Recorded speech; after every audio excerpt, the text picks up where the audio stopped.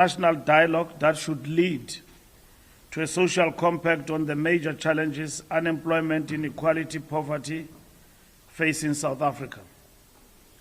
The ANC is not yet in a position to give details in relation to these discussions. We've started yet in a position to give details in relation to these discussions. We've started with exploratory discussions, and that led to firming up positions by political parties and us as well, firming up our position, which you know by now is government of national unity with different political parties.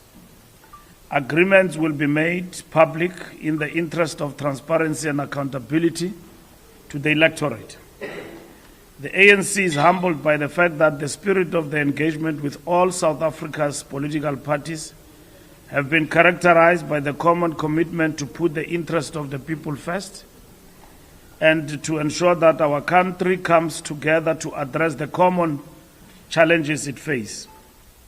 With regards to the selection process of premier candidates for the 6 provinces where the ANC has achieved an outright majority, as well as the 2 where we are a majority party, the interviews with the candidates have gone well.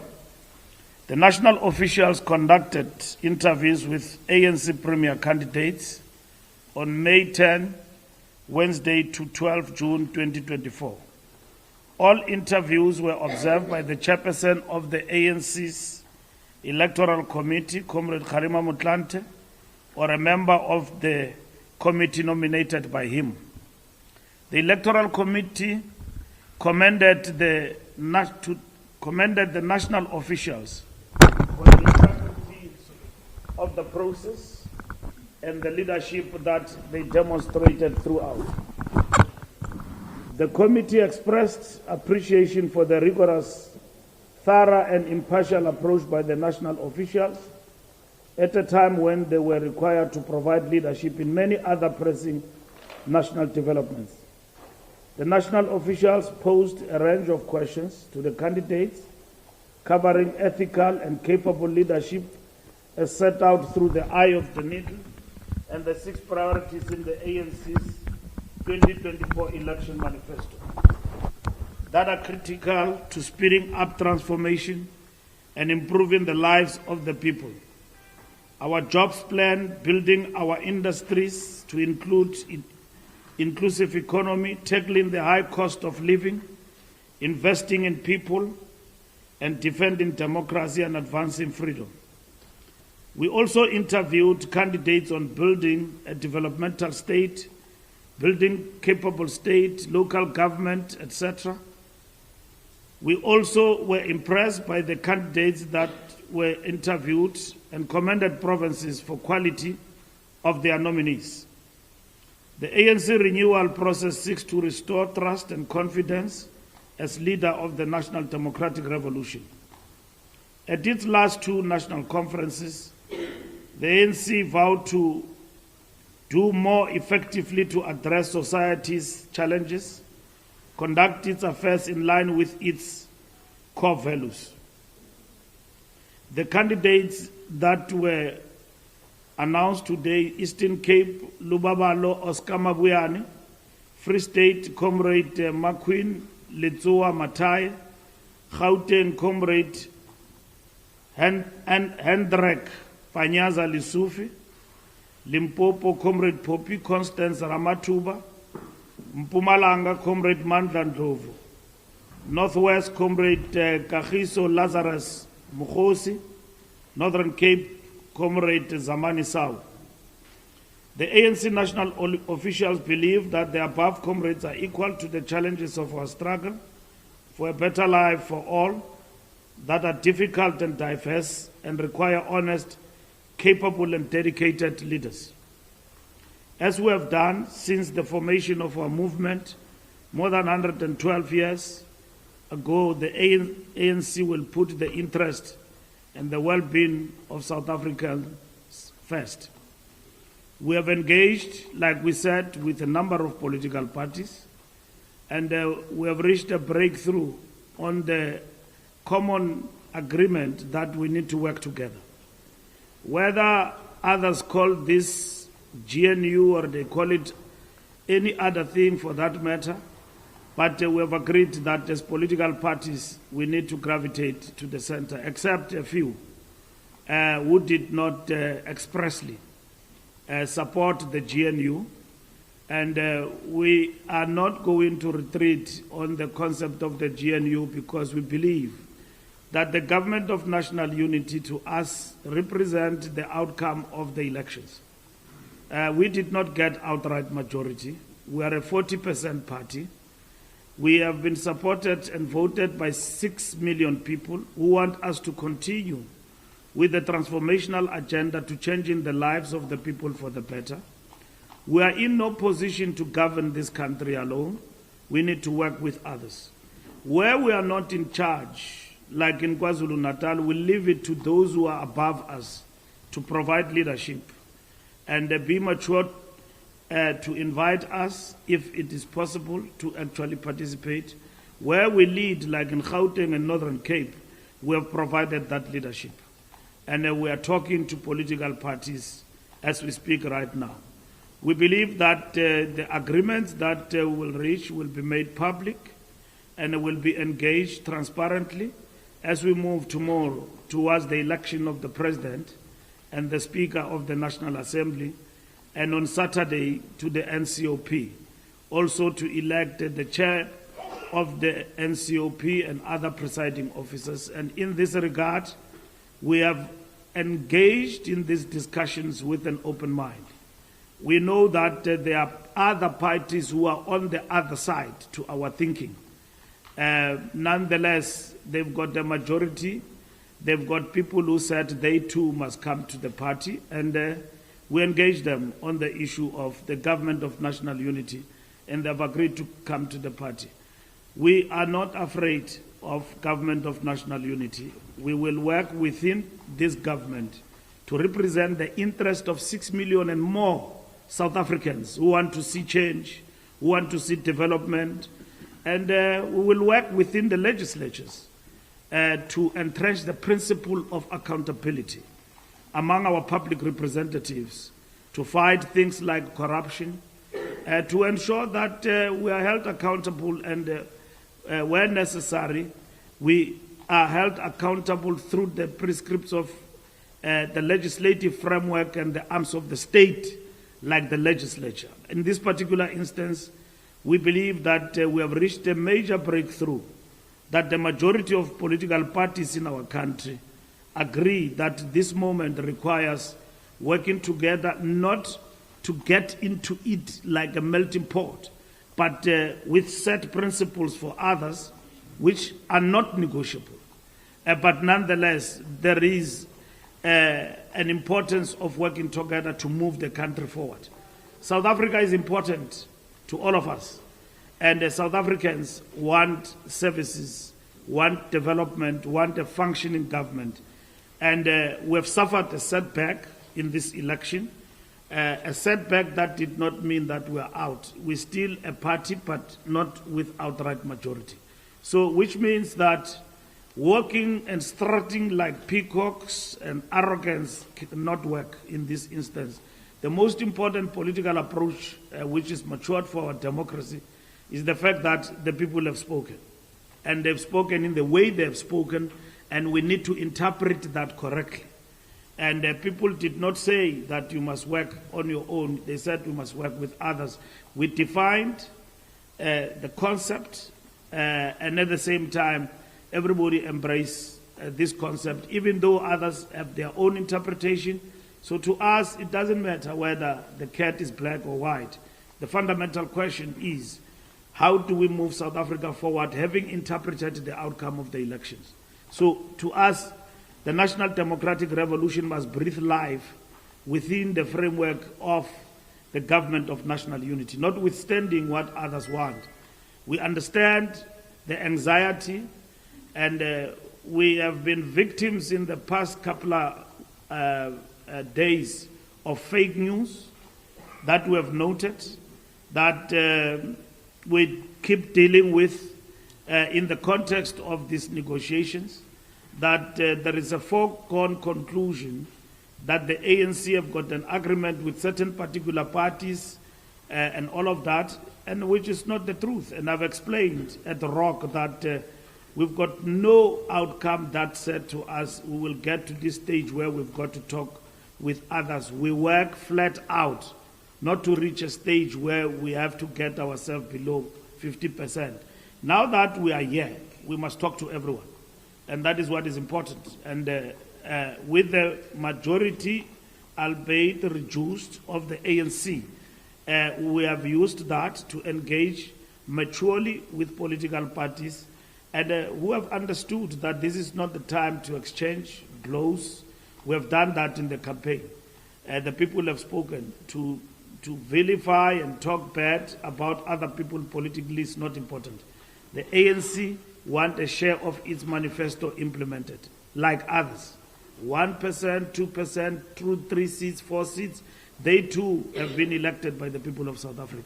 So we have opened ourselves up and invited everybody to participate. Beyond that, we need to engage in a national dialogue, and that is what is important. The ANC itself as an organization and as a party, it's time to pause and reflect on this moment. And that political reflection is going to continue as we engage among ourselves, also with our allies, about this moment and what it represents and what we need to do to recover from it going forward.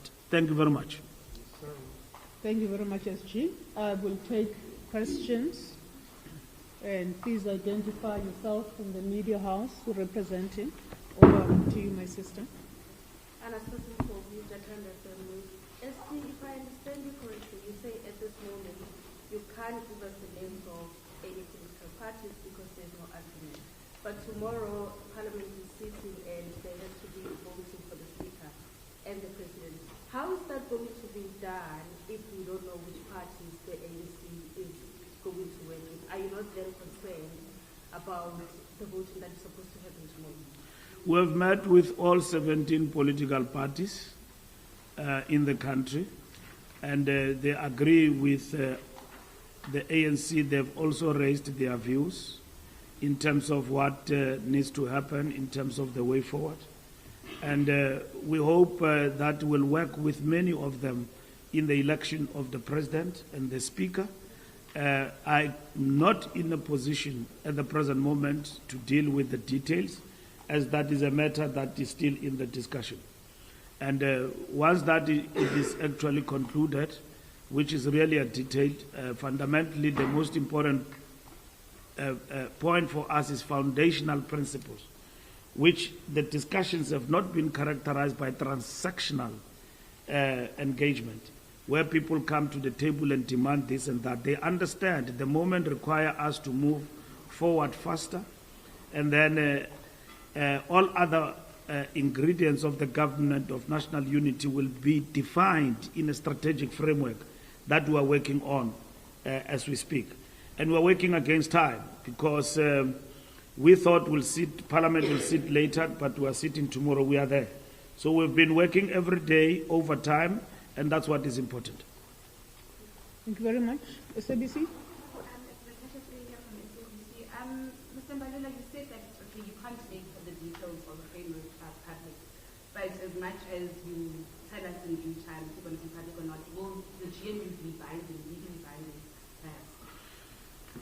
The statement that I've read to you for the second time, we said that we must, because define constitutionally what GNU represent today. We are not looking at something that is going to collapse like a municipality of Johannesburg or Ekurhuleni and changing the mayor every weekend. So what is important here is that we're governing a country, and then governing the country requires that the JNU itself, as much as the foundational principles are clearer, the most important question, how is it kept together for a period of time and not being petty and not it becoming a melting pot of political parties coming in there and swallowing their identity and failing to hold others accountable in the process of governance. So that's what is important. So the question is how that is going to be. It's a matter that we will keep working on. We don't stop tomorrow.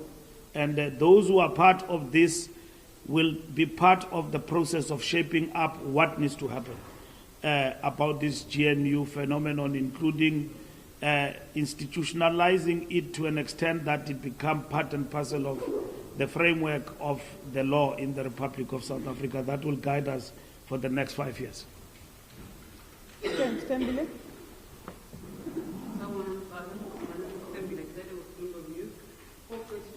Which parties have formally indicated that they accept the invitation to join the GNU? That's the first one. Then is the ANC giving itself a deadline that by 8 o'clock tomorrow morning, you must have a sense of who you're going to vote, the president, the speaker, etc. Then which leaders will President Cyril Ramaphosa be meeting this evening? Julius Malema has indicated that he's one of them. Will he be meeting John Kennedy, for example? And then the last one, the EFF has indicated that they don't want to join the GNU, but they would like to join the speaker or in any other capacity. Are you negotiating outside of the GNU for any reason with any party? We have negotiated, not negotiated. We have engaged in exploratory discussions with MK Party, and we will continue to engage with them in exploratory discussions. We have engaged in exploratory discussions with the EFF, and we did not find each other on the issue of the GNU. We have accepted that particular point. We move on. We have engaged with the DA. We agree on the GNU with them. We have engaged with PA. They agree with the GNU. We have engaged with UDM. They agree with GNU. We have engaged with the IFP. They agree with the GNU. We have engaged with Al-Jama, albeit with the reservations. They agree to work with us going forward. We have engaged with Rise Mzansi. They did not have challenges, except matters of the detail in terms of how the GNU is going to shape up. They are not fundamentally opposed to it. We have engaged with Freedom Front Plus. They've agreed to the GNU, and we have engaged with National Colored Congress. They've also agreed, but have got reservations in relation to how that shape up going forward. So we have not spoken to UAT. We have not spoken to Action SA. Because UAT, I think it's just a question of time. We will talk to them between now and tomorrow and engage with them and so on. Action SA, we are open to engaging with them, even though we know that they've pronounced that they don't want to talk to the ANC. We think that is something that constrain engaging with them, but nonetheless, we have not closed the door from talking to them. So we've talked to all more or less 17 plus political parties except 2. And then you know that other political parties have been in court, not knowing whether they will be there tomorrow and all of that. But we have had exploratory discussions, which were good and exploratory and progressive and all of that. The spirit of the discussion in terms of the foundational principles of all of this is that you don't share power, but you work with others in a way of cooperation. And then in this particular instance, the ANC would like to work with as many political parties as possible. We have spoken to the IFP, and also they've agreed to come to the party in terms of the GNU. So that to us represents a major breakthrough. The question of the detail of what happens tomorrow, it's a matter that will be pronounced by the parties concerned overnight and up until tomorrow. That will happen.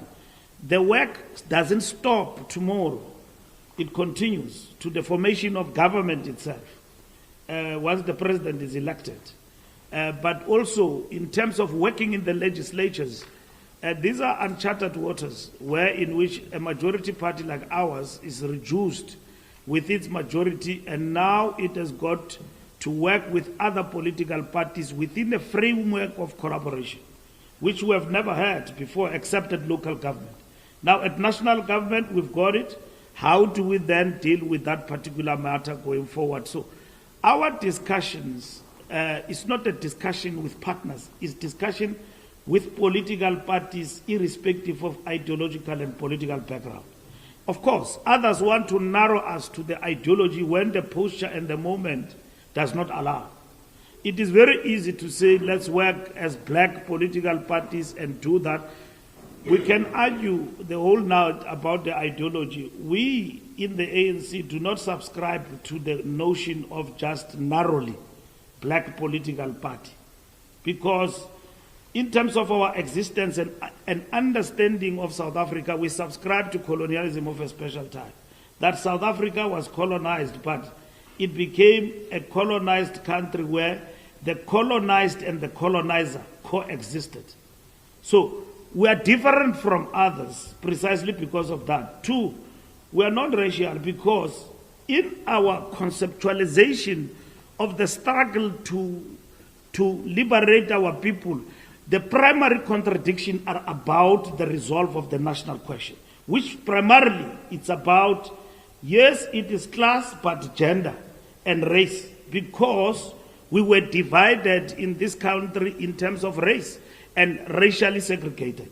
So the question of resolving the national question primarily is what informed the ANC and how we approach the South Africa's situation and struggle and liberation for the people of South Africa. So we are not just a party that exists without ideology and just grab everything else that passes by, and we don't understand ourselves and where we come from. The notion of blackness arises in the context of others, where in which it is not clearly defined. From the point of view of ideology, what are we talking about? And working in cooperation, it doesn't mean that tomorrow you become that party or that party becomes you. It means here is the moment. You have lost power, and in losing that power, you need to work with others to achieve the result. But it doesn't mean that you are going to die. We have never died in 1994 with 62%. We'll never die with 40%. 6 million people want us to live, and we are going to live. Living means pursuing the national democratic revolution. And that is what is fundamental to us in terms of our policies, in terms of our manifesto, and that is it.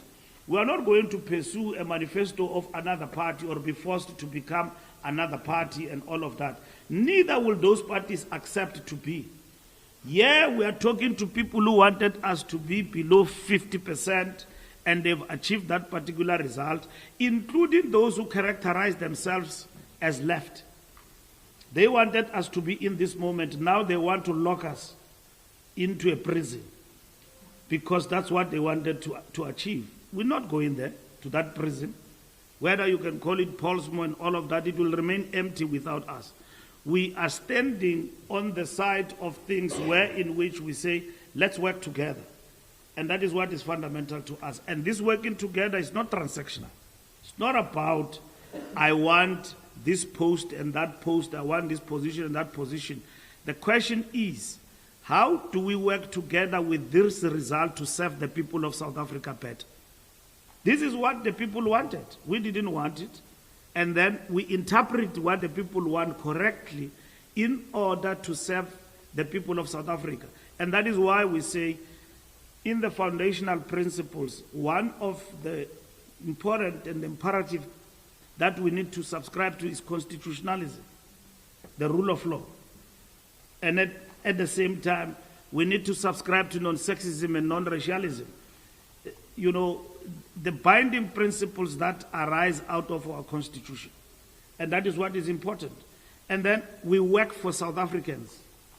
Everybody who subscribes to the notion that we are for South Africa first. This is where we are.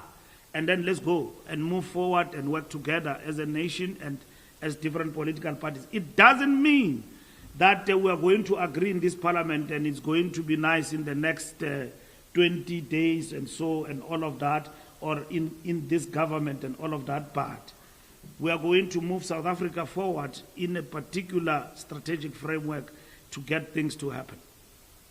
Your time?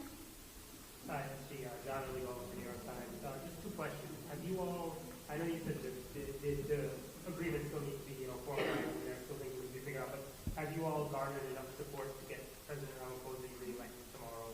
And the second question, when do you anticipate that the full details of the GNU will be set in stone and see? Will that happen tomorrow, or do you think that's going to be a longer-term thing as Parliament? We will deal with that matter tomorrow. The strategic framework will be made available once it is agreed and will be signed by political parties that agree to it.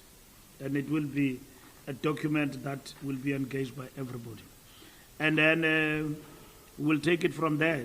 The question of tomorrow is not about whether the president gets elected or not. We need to get the country and move the country forward. And tomorrow is the beginning of that. And that's what is important. But like I said, tomorrow is an important beginning in the post-elections period. And we have subscribed to the notion that we can work together. And working together means that there's a whole lot of things that we still need to work on in these uncharted waters in relation to how we're going to behave, work together, safeguard the interests of our constituencies and our people going forward. And that's what is important for us. Thank you very much. And I go right at the back, and then I'll come. This will be the last round. Right at the back, please identify yourself, my brother. Thank you,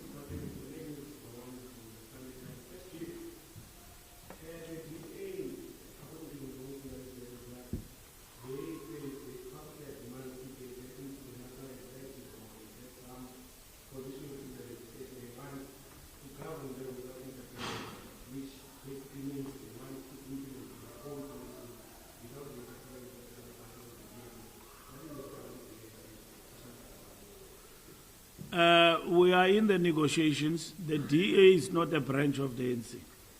They've got the right to think for themselves. They've got the right to put issues on the table. We engage. And so stop, disabuse yourselves about thinking what the DA thinks is ANC and what ANC thinks is DA. If I say this today and then the DA disagrees with me and the ANC, doesn't mean that the DA have ceased to be DA. And that is what is important. So the ANC engages with everybody with decency, maturity, and the most important thing to safeguard who we are and what we represent. And briefly what I talk about here, which is the National Democratic Revolution. It's a long thing to explain in a press conference. It will need a workshop and a lecture advert for you to understand who we are and what we stand for. So I'm just dealing with the synopsis of it. And all what I'm explaining here is that we are involved in a discussion and there is nobody who has come to us with demands. There are people who say, okay, this is what we think. And then we negotiate. That's the nature of negotiations. That's the nature of engagement. And if somebody says, no, to find each other, we think we must move in this direction, that's it. And it doesn't mean that that political party, when you find each other, you have now disappeared, you have killed your identities. That's not what it means. There is this hurried thought which is selling like petrol, not even petrol, paraffin, that the ANC has got a deal with the DA and is about to be swallowed. How do you get swallowed with 6 million people? And if the DA were to get some of these things that it wants, it means the ANC will be dead. We have been pushed back, but we are not out. So we are in no position to abandon everything else of what we believe in with 6 million people who have voted for us. Our people every day and our membership, which is fragile at the present moment because we are below 50, has been pushed back, and it is said to them every day that the ANC is going. It is not. Because 6 million people said it's not time for us to go. So we'll move from that 6 million to come back, and that's it. Very much. Newsroom. Thank you very much. It's Ziada from Newsroom Africa. Your couple of briefing with Julius Malema, where he's been saying that this, has not been transactional, but he basically said that if we don't reinstate as the finance minister, whatever was discussed with the president is off the table. My question goes back to is twofold. The first is the ANC's reflection of how these discussions, exploratory conversations, however you frame it, have actually had possible permutations at a provincial and a local government level. But again, the question that my colleague at Bloomberg asked, who's the president meeting with tonight? Because Julius Malema said that he's meeting with the president. Does this also include the DA's John Steenhuisen? The president has met with Julius Malema in Johannesburg yesterday. He has met with John Steenhuisen. He's meeting with the leader of the IFP. He will meet with others that he will meet with if they deem it fit that they want to see the president, and that is what is important. We've got a negotiating team led by the Secretary General. We have met all political parties. We are not closing the door to anybody. What is discussed between closed doors, between leaders, is not a matter sometimes of public consumption, because you've got to respect each other. Those are the parameters. Because if you talk to somebody and then you then say, even before you reach an agreement, and then address the media and say, if the following do not happen, I'm not coming, and easy. So what are you trying to say? So who said that you will be engaged? We are negotiating, we are engaging with everybody, but not with the cap in the hand. There's nothing we beg from the EFF, anywhere in the country. And we are engaging with them with decency. And if they treat us like as if we don't exist and we are addressed like that, we don't think that's the way for political parties to speak to each other.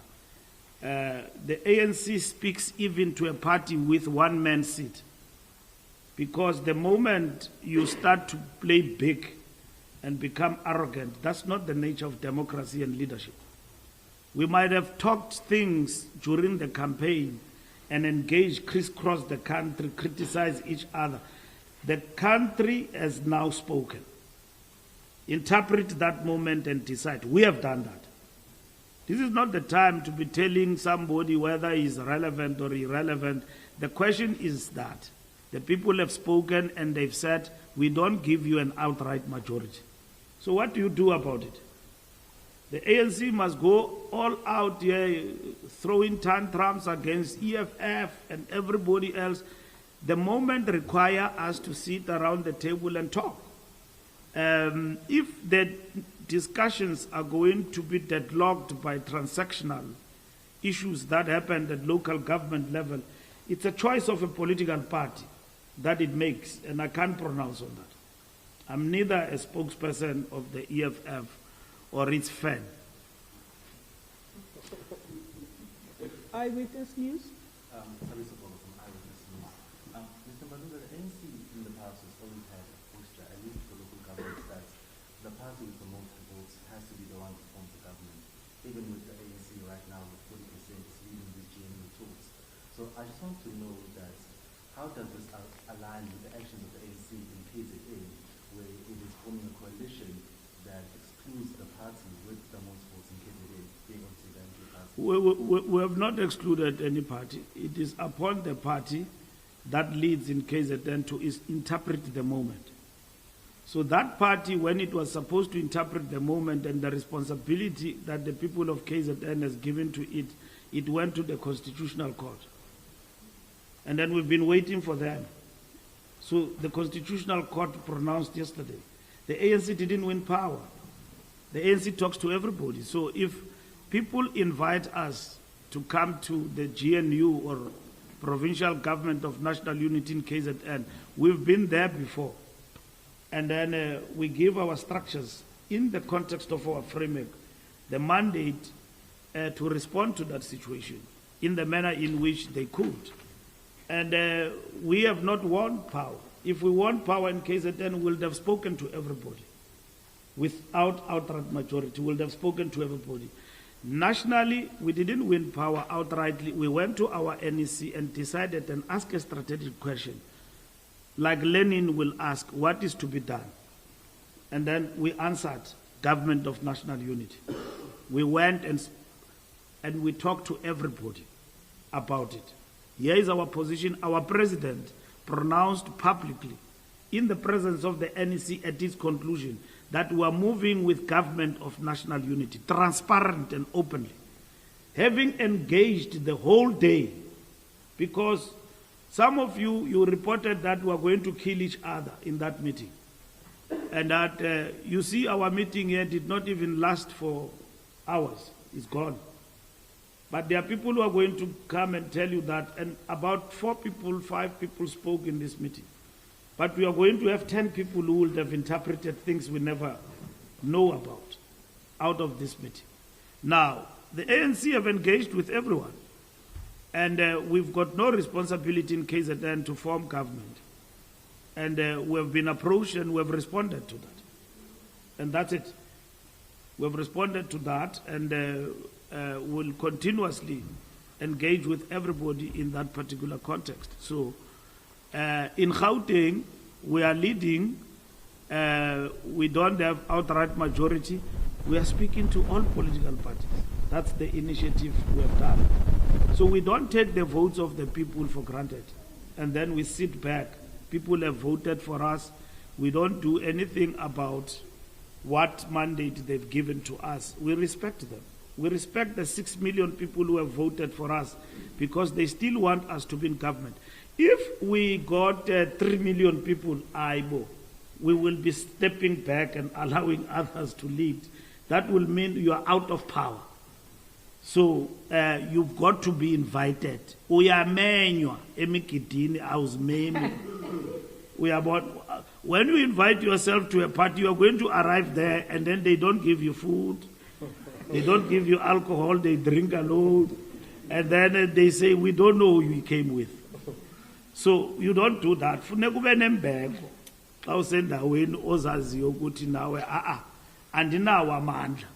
So even political parties with 1 seat, 2 seats have respected themselves in the process. They are not transactional. They are engaging. They talk about their interest and all of that. The ANC has got to respect that. That's democracy. We fought for that democracy. Painful as it is for us today that we are below 50%, but it's a democracy. That's what we fought for here in this country. That is so vibrant, bloodless, that you don't have protests, people crying and saying that we are robbed everywhere else in the country, accepting the results, and the majority party and the ruling party accepting the outcome and not doing shenanigans that are not clearly defined. That tells you that we are leading a solid country, and that is South Africa. And you should be proud as a South African today to be in South Africa after the elections. There is still the state. The police are there. The army is still there. There is a president who is waiting to be inaugurated, whom we don't know whether he will be confirmed tomorrow. That's the democracy. It's at play. So you've got to understand it in that way. You know, it took many countries a long time to be where we are. It took us a very short space of time because the foundation was strong. And what was that foundation? Is our constitution. Our people were queuing, they had challenges and all of that and so on. Some did not even vote and all of that. And they were very impatient in the queues and they left and so on. But who else has ever come out in this country and said, I think these elections are not free and fair? Except one party that I don't want to talk about. And it went to court and that's it. So the fact of the matter is that it's a democracy. We have accepted Our results came out quicker as agreed. Sunday, the results will be certified, will be pronounced. We're all at the results center. We are done with elections now. And that's where we are. The last hand will be yourself, my sister, right there at the back. Oh, okay. Sorry. Yeah, you'll be the last one.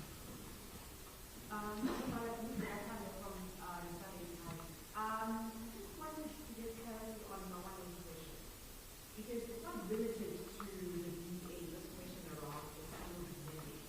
You said just now that the ANC wants to advance and drive its own manifesto in terms of the serving administration. And I would imagine that every single political party that is in negotiations is ideally wanting the same.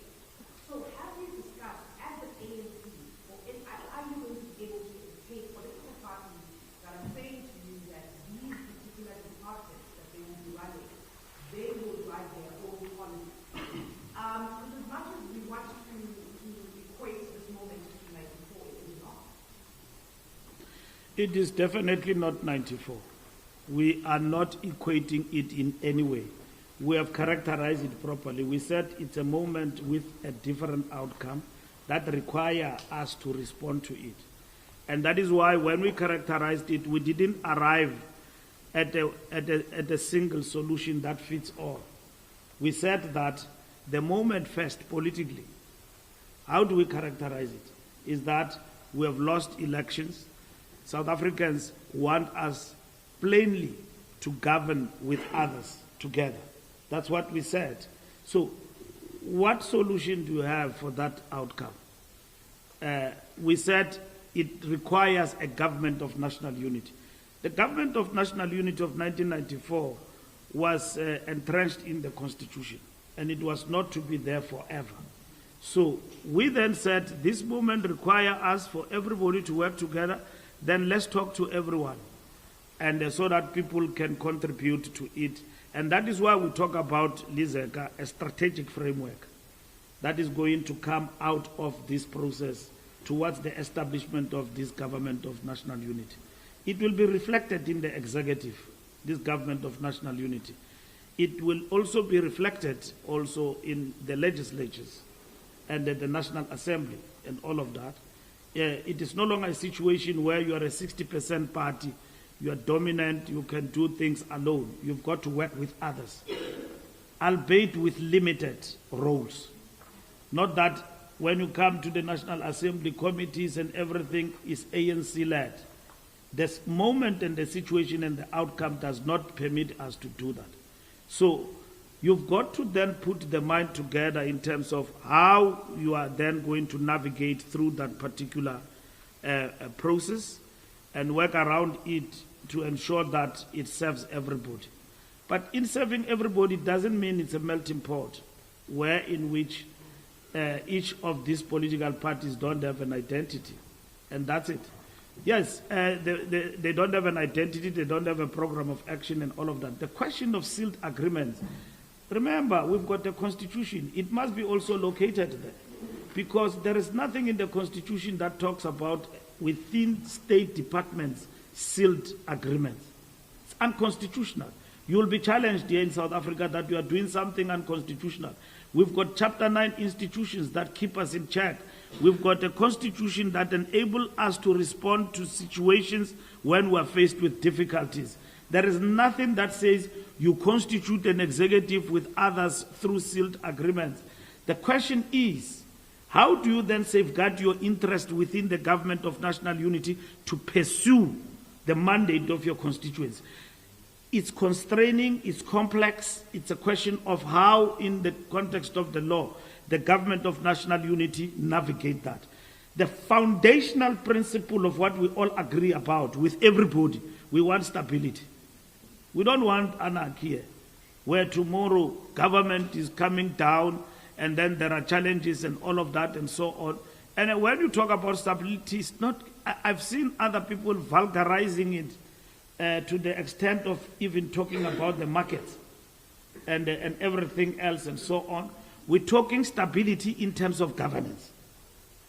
Today, you don't have stability in local government because of the partners you choose. There is no framework. Because you work with political parties there who change depending on what is the weather that day. And then this weekend, if they want to elect a new speaker and they come together about it, they do that. It has brought stability. Look at Pretoria. Look at Tshwane. What it has done in terms of stability in those areas. You say in Johannesburg, you say there are potholes. When we were governing alone in Johannesburg, there was a stability in relation to service delivery. Pick it up, everything you can talk about. So you don't see the effect of stability, of destabilization from the the problem of changing governance and all of that, because in the model of some of these municipalities does not insulate the public servants from the political leadership. But in terms of our constitution, the state is intact, political leadership can change and everything else, but government will function. But government can be destabilized by the political setup if there is no stability there.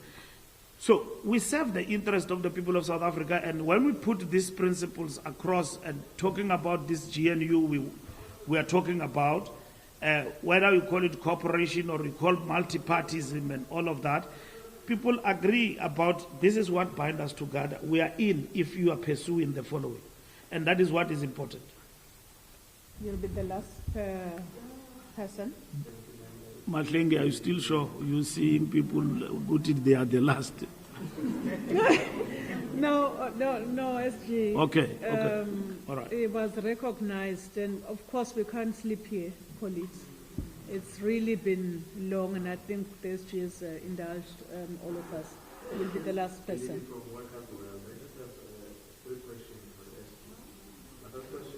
Three.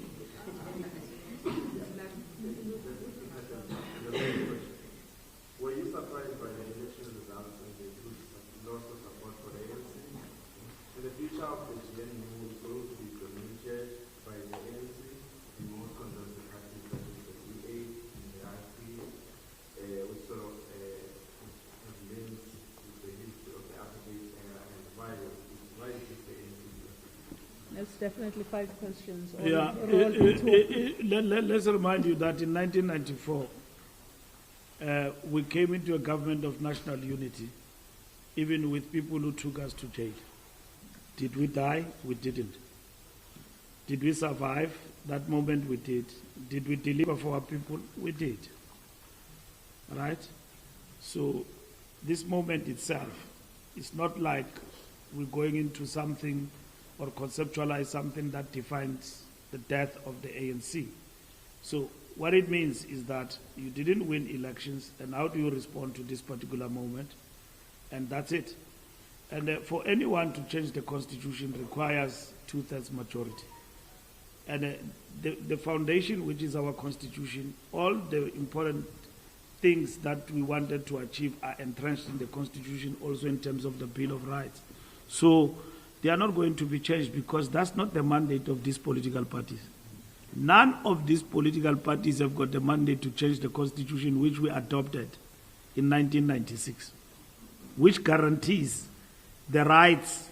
Let's say, for instance, there is a party that would have come into this JNU with ultra-conservative ideas, backwardness, tribalism, and all of that. They will not be able to amend the constitution. To do that, they must get 2/3 majority. So we are safeguarded and defended by the Constitution. That's the first thing you must understand. This notion that when you talk to a political party that you are opposed to diametrically and ideologically, you are actually showing signs of being swallowed by the enemy or your opponent. It's incorrect. Let's argue in political terms what is enemy for the ANC. Because there is overlapping between what you characterize as the enemy and to your strategic opponent. Will I say the person who sits opposite to me in the benches, the DA, the EFF, and everybody else, are they enemies? No, they are strategic opponents. I know my enemy. My enemy, as much as it's not clearly defined like before 1994, the enemy was apartheid machinery. Let's render it unworkable and fight it. Today, the enemy is more sophisticated in terms of what it comes to represent against the ANC and the ideals of the African National Congress.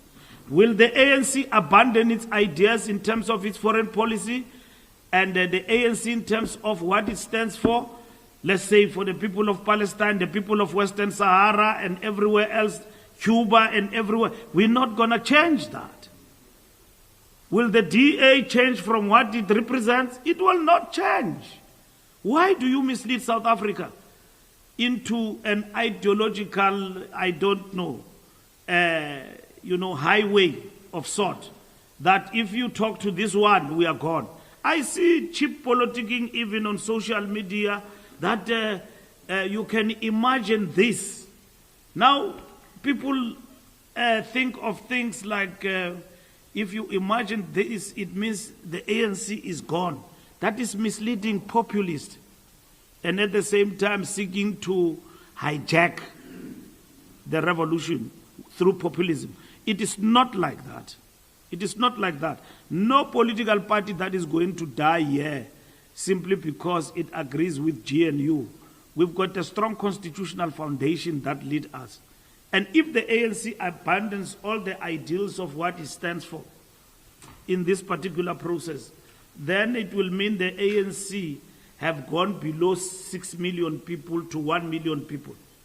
We are told here by people who have campaigned very hard to bring us below 50%. We are below 50%. They don't know what to do now. Because they have achieved their goal, that we must be below 50%. When they were conceptualizing the idea of bringing us under 50%, what were they thinking? Didn't they think that the revolution will be compromised to this extent of being vulnerable? That you've got to talk to people that under normal circumstances you were not supposed to talk to, over matters that you could resolve internally in the party. They did not. Think about this moment, that you are pushing back the gains of the revolution. You are setting us back, and this is what it has done. So we are on the recovery, and we still have got to think hard about this moment, not just cheap politicking and, ideological distortion that has been doing rounds all over the place. The key question before us and revolutionaries is, having suffered a setback, how do you then claw back? And that is what is important. And in this particular instance, the responsibility is on us to define how we are going to move forward, not on these political parties and everyone else. We know our enemies, right? We know our opponents. Our opponents are here in this National Assembly. And they've won votes.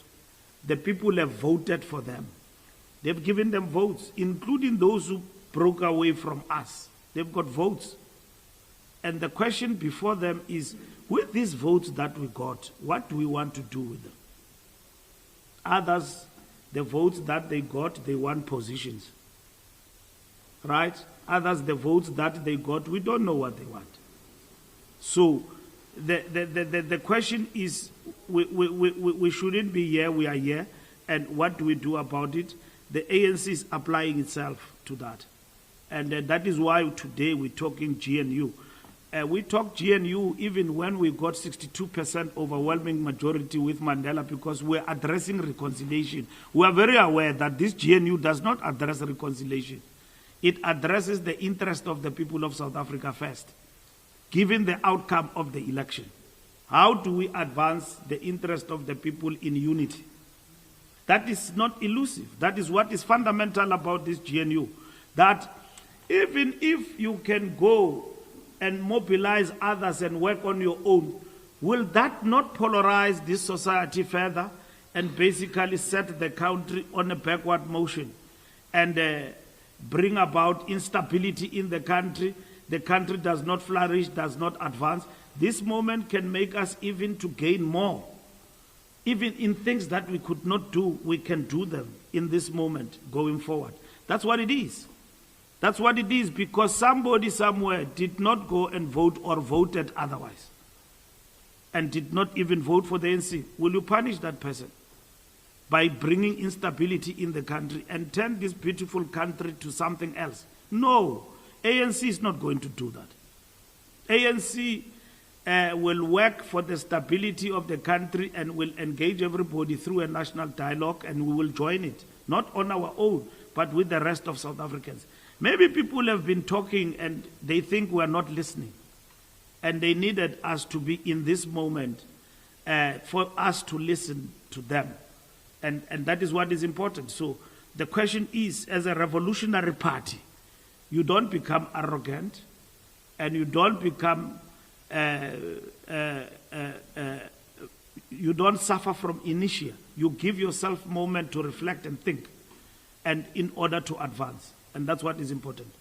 So I studied Mao Zedong in terms of the guerrilla warfare. And what he says is that to take 3 steps backward does not mean defeat. It means a reflection. Look at where China is today. So I don't know where we are in South Africa. We didn't take 3 steps backward. The people made us to take steps backward. And therefore, we need to reflect as a party, how do we get out of this in order to advance? And that's what is important. Thank you very much, colleagues. Thank you for your presence. We are adjourned.